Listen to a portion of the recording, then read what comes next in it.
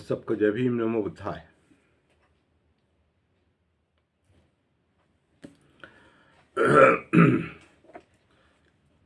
आज थोड़ी तबीयत ठीक नहीं है।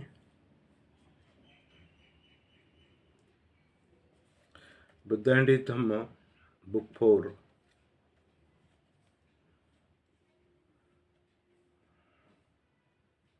पार्ट टू का पार्ट 2 आज खत्म हो जाएगा, जिसका टाइटल है किस प्रकार शाब्दिक समानता तात्विक भेद को छुपाए रखती है। और इसका अंतिम जो 2 शब्द रह गए हैं, क्योंकि शब्द हम देख रहे हैं, शाब्दिक समानता में हम शब्द देख रहे हैं। एक तो पुनर्जन्म देखा, और फिर पुनर्जन्म किस वस्तु का या किस चीज़ का, किस व्यक्ति का कर्म देखा, पूर्व कर्म, भविष्य जन्मों पर प्रभाव पड़ता है क्या। कल हमने सुबह और शाम अहिंसा देखी। अहिंसा बहुत इम्पोर्टेंट सब्जेक्ट था कल का भी। और आज हम 2 शब्द लेकर, 2 शब्द नहीं, अभी शब्द एक ही है, संसरण यानी ट्रांसमाइग्रेशन। अभी शब्द एक ही है, संसरण। आत्मा का एक शरीर से दूसरे शरीर में जाना, ये जो मान्यता है दूसरे धर्मों की, उसे संसरण कहते हैं। और आखिरी चैप्टर जो है, ये जो शब्द सामने हैं, सिमिलैरिटीज ऑफ द वर्ड्स, इनके कारण जो गलत फहमी निर्माण होती है, उसके कारण क्या है, उसका कारण जो है वो बताया है। तो आज संसरण देखेंगे और गलत फहमी, 2 मुद्दे आज देखेंगे। आत्मा का एक शरीर से दूसरे शरीर में जाना। भगवान बुद्ध ने पुनर्जन्म की देशना की है, मतलब पुनर्जन्म माना है, लेकिन बुद्ध ने ये भी कहा है कि संसरण नहीं है, मतलब आत्मा नहीं माना। इसलिए आत्मा एक शरीर से दूसरे शरीर में जाता है, ये भी नहीं माना। तो इस पुनर्जन्म माना है, लेकिन संसरण नहीं माना है। तो इस पर हमने चर्चा की है पीछे। और ऐसे लोगों की कमी नहीं है जो बुद्ध पर ये दोषारोपण करते हैं कि ये 2 परस्पर विरोधी सिद्धांतों की देशना करते हैं, मतलब आत्मा नहीं भी मानते और पुनर्जन्म भी मानते हैं। आत्मा नहीं तो फिर पुनर्जन्म कैसे। तो बाबा साहब ने धातुओं का फिर से नए अस्तित्व में आना, ये बात कही है। ऊर्जा का पुनः अस्तित्व में आना, ये बात कही है। लेकिन आत्मा नाम की, स्थिर आत्मा नाम की कोई चीज़ नहीं है। ये बुद्ध की जो शिक्षा है वो उन्होंने उसको इंटरप्रेट किया है।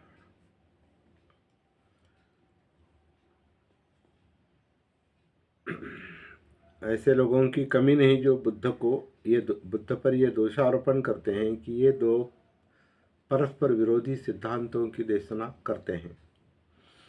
आलोचक प्रश्न करते थे, बिना संसरण के पुनर्जन्म हो ही नहीं सकता, मतलब आत्मा का एक शरीर से दूसरे शरीर में गए बिना पुनर्जन्म हो ही नहीं सकता। वे कहते थे कि ये बिना संसरण के पुनर्जन्म की बात है, भला क्या कभी ये संभव है। इसमें कहीं कुछ भी विरोध नहीं है। बिना संसरण के पुनर्जन्म हो सकता है। राजा मिलिंद के प्रश्नों के उत्तर में भदंत नागसेन ने इसे अच्छी तरह समझा दिया है और ये मिलिंद प्रश्न का मुद्दा है। बैक्टीरिया नरेश मिलिंद ने स्थविर नागसेन से प्रश्न किया, क्या भगवान बुद्ध पुनर्जन्म मानते थे? मतलब संसरण मानते थे? नागसेन का उत्तर था हाँ। अर्थात यहाँ पर संसरण शब्द डाला है, वो नहीं डालना चाहिए था, बंते जी ने डाला इसलिए वो पढ़ने में आया। बुद्ध पुनर्जन्म मानते थे क्या? नागसेन कहते हैं हाँ। तो क्या इसमें परस्पर विरोध नहीं? नागसेन कहते हैं नहीं। क्या बिना आत्मा के पुनर्जन्म संभव है? हाँ, ऐसा निश्चय से हो सकता है। कृपया समझाएं कि वो कैसे हो सकता है। राजा बोला, नागसेन, जहाँ संसरण नहीं वहाँ पुनर्जन्म कैसे हो सकता है? हाँ, हो सकता है। नागसेन कहते हैं हाँ, हो सकता है, लेकिन ये कैसे हो सकता है? मुझे एक उदाहरण देकर समझाएं। राजन, यदि एक आदमी एक दीपक से दूसरा दीपक जलाए तो क्या ये कहा जाएगा कि एक का संसरण दूसरी जगह हो गया? तो राजा करता है निश्चय से नहीं। राजन, इसी प्रकार बिना संसरण के पुनर्जन्म होता है। मुझे एक और उदाहरण दें। महाराज, क्या आपको कोई बचपन का छंद यानी कोई कविता वगैरह याद है जो आपने बचपन में अपने आचार्यों से सीखा हो? हाँ, मुझे याद है। तो क्या वह छंद आपके आचार्यों के मुंह से निकलकर आप में मुंह में आया? निश्चय से नहीं। राजन, इसी प्रकार बिना संसरण के पुनर्जन्म होता है। बहुत अच्छा नागसेन, बहुत अच्छा। राजा बोला, नागसेन, क्या आत्मा जैसी कोई चीज नहीं है? नागसेन कहते हैं, यथार्थ दृष्टि से सोचा जाए तो आत्मा जैसे कोई वस्तु नहीं है। नागसेन, बहुत अच्छा। इस तरह का ये संवाद है और पुनर्जन्म सिंपल भाषा में मिलिंद प्रश्न के आधार से आत्मा का मुद्दा और संसरण का मुद्दा और पुनर्जन्म का मुद्दा, ये बात समझाने की कोशिश की है। अगला और अंतिम जो चैप्टर है चतुर्थ कांड का, बुक 4 का, वो जो सिमिलैरिटीज ऑफ वर्ड्स, इसका सिमिलैरिटीज ऑफ टर्मिनोलॉजी, इसके कारण जो गलतफहमी होती है उसका क्या कारण है, ये बताने की कोशिश की है। Misunderstanding, causes of this misunderstanding. तो बुद्ध ने जो उपदेश दिए वे श्रोताओं द्वारा सुने जाते थे जो कि अधिकांश भिक्षु थे। तो किसी भी विषय में बुद्ध का क्या कहना था उसे जनसाधारण तक पहुंचाने वाले भिक्षुगण ही थे। लेखन कला अभी विकसित नहीं हुई थी। जो कुछ सुनते थे वह भिक्षुओं को कंठस्थ कर लेना होता था, मतलब याद रखना पड़ता था। प्रत्येक भिक्षु जो वह सुनता था उसे कंठस्थ करने की चिंता नहीं करता था। मतलब सारे भिक्षु कंठस्थ करने की नहीं सोचते थे, मतलब चिंता नहीं करते थे कि सब कुछ कंठस्थ हो जाए। ये सभी भिक्षु नहीं करते थे, कुछ भिक्षु करते थे। लेकिन कुछ भिक्षु जो थे जिन्होंने कंठस्थ करना अपना काम ही बना लिया था और उन्हें भाणक कहा जाता है, भाणक कहलाते हैं। बौद्ध त्रिपिटक और उनकी 8 कथाएं समुद्र की तरह विशाल हैं। उन्हें कंठस्थ कर सकना सचमुच एक बड़ी असाधारण बात थी।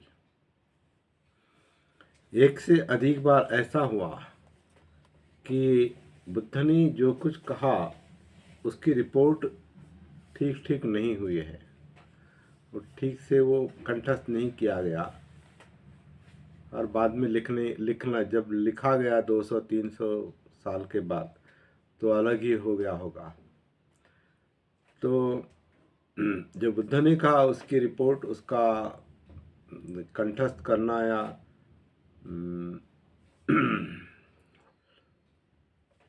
नोट करना ठीक ठीक नहीं हुआ था। बुद्ध के जीवन काल में ही कई बार उनके वचनों की गलत रिपोर्ट की बात उन तक पहुंची है। उदाहरण के तौर पर ऐसे 5 अवसरों का उल्लेख किया जाता है। एक उल्लेख तो अलगद्दूपम सुत्त में आया है, दूसरा महाकम्म विभंग सुत्त में, तीसरा कण्णकट्ठल सुत्त में, चौथा महातन्ना संख्य सुत्त में, और 5वां जीवक सुत्त में आया है।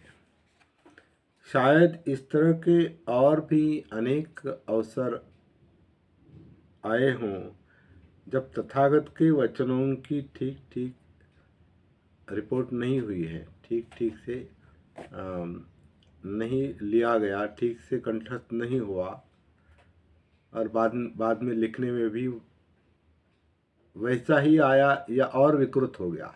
तभी बाबा साहब कहते हैं कि निकायों के कारण बुद्ध की शिक्षा और बुद्ध का चरित्र एक गुत्थी बन गया है, एक पहेली बन गई है, पजल।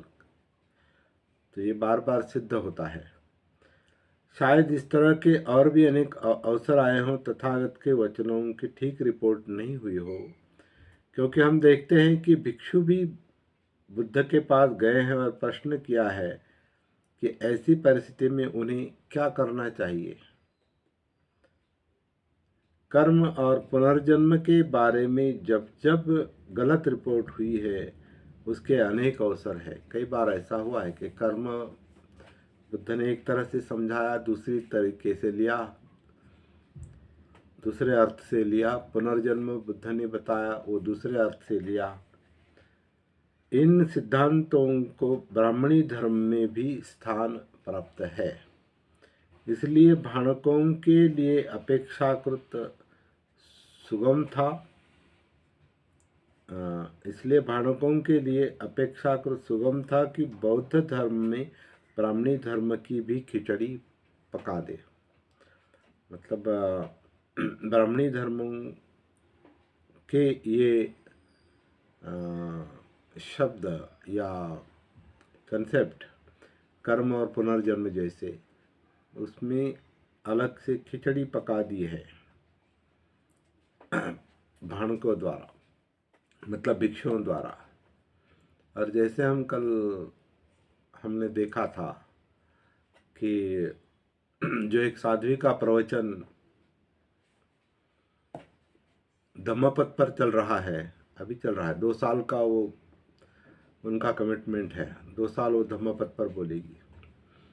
उन्होंने जो शॉकिंग स्टेटमेंट किया है कि धम्मपद को समझना है तो पहले भगवत गीता को समझना पड़ेगा। और दूसरी बात उन्होंने बताई है कि बुद्ध धम्म की कई सारी बातें, कई सारी शिक्षाएं जो है, सारी बातें जो है वो हमारे लिए, मतलब हिंदू धर्म के लिए, ब्राह्मणी धर्म के लिए उपयुक्त है। लेकिन कौन सी उपयुक्त है? केवल सुत्त पिटक, मतलब निकाय, केवल सुत्त पिटक, विनय पिटक नहीं, क्योंकि वो भिक्षुओं के नियम है। अभिधम्म पिटक जो वो प्रगत शिक्षा है, उसकी कोई उन्होंने ज़्यादा फिक्र नहीं की, विनय पिटक की फिक्र नहीं की। लेकिन सुत्त पिटक के बारे में वो बहुत अलर्ट रहे, मतलब उसका इस्तेमाल करने का जब उन्होंने सोचा, तो उसका कहना है कि he was a great man. Shankaracharya, उन्होंने सुत्त पिटक यानी निकाय अपने तरीके से लिखे हैं, और यहाँ से वो पता चलता है कि कुछ भाणकों ने, मतलब भिक्षुओं ने, जिनको कंठस्थ था, उन्होंने इसमें हाथ बटाया। यहाँ भी ये सिद्ध होता है कि निकाय ने बुद्ध का चरित्र और शिक्षा विकृत की है। तो सब कुछ पुनरावलोकन करके, प्रश्न निर्माण करके सही गलत को परखना जरूरी है। यही बात बुद्ध ने कालामुंग को बताई, बाबा साहब भी हमको वही बात बता रहे हैं।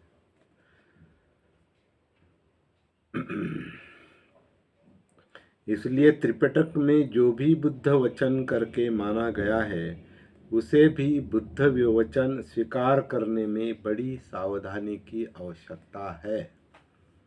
वही मुद्दा आ गया। लेकिन इसकी एक कसौटी विद्यमान है। बुद्ध के बारे में एक बात बड़े ही विश्वास के साथ कही जा सकती है कि उनका कथन बुद्धि संगत, तर्क संगत नहीं होता तो बुद्ध की शिक्षा नहीं है। दूसरी बातों का यथायोग्य मूल्यांकन करते हुए ये बात कही जा सकती है कि जो बात बुद्धि संगत है, तर्क संगत है, वही बुद्ध वचन है।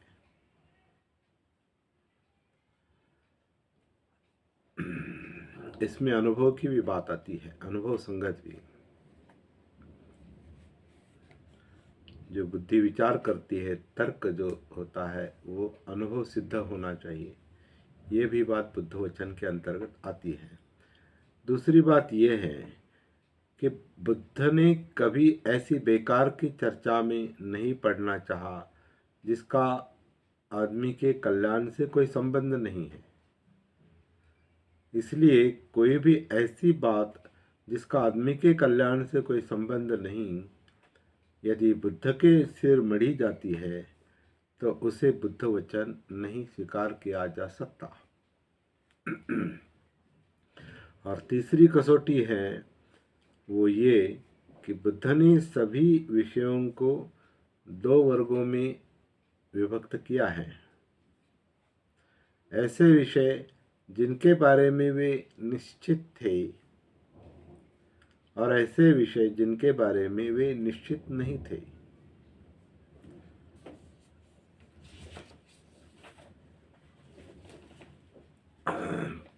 There is a third test.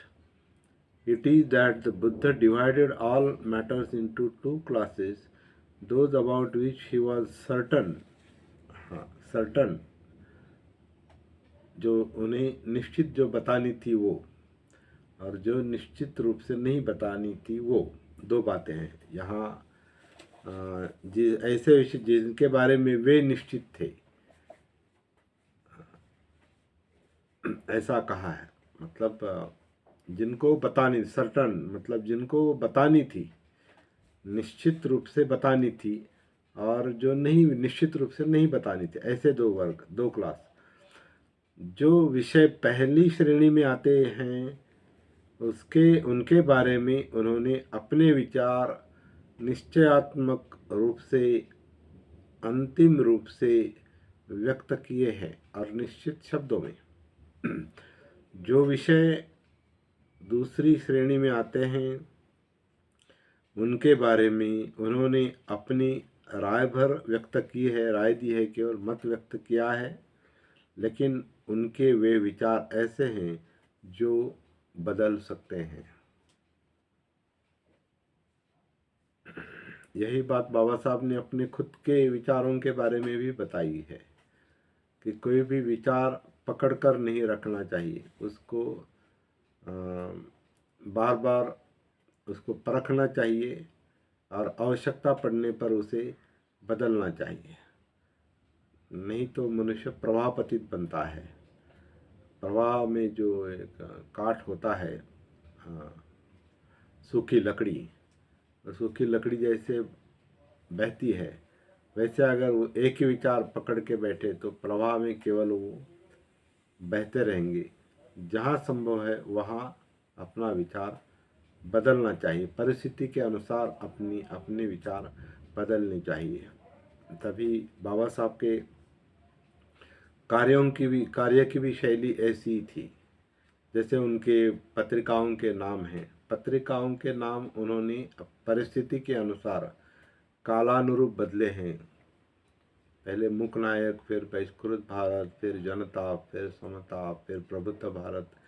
ये जो सारे नाम है ये परिस्थिति के अनुसार उन्होंने बदले हैं। एक ही मुक नायक पकड़ के नहीं रखा है, या एक ही बहिष्कृत भारत नहीं पकड़ के रखा है।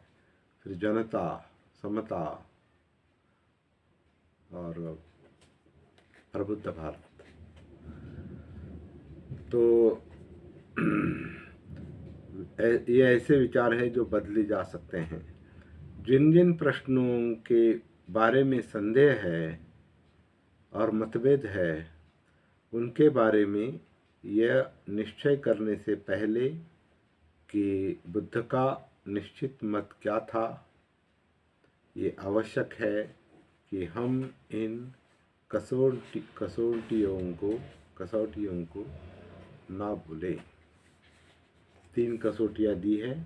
एक तो वो वचन बुद्धि संगत और तर्क संगत होना चाहिए। दूसरी कसौटी है वो केवल आदमी का कल्याण जिससे होता है उसी पर जोर देना चाहिए, वही स्वीकार करना चाहिए। और तीसरी कसौटी है कि जो निश्चित है उसे ही ठीक समझना चाहिए। वही बुद्ध वचन है जो निश्चित है, जो अनिश्चित है वो बुद्ध का वचन नहीं है। इस तरह से ये जो चतुर्थ कांड का दूसरा भाग है यहाँ पर समाप्त हो गया है।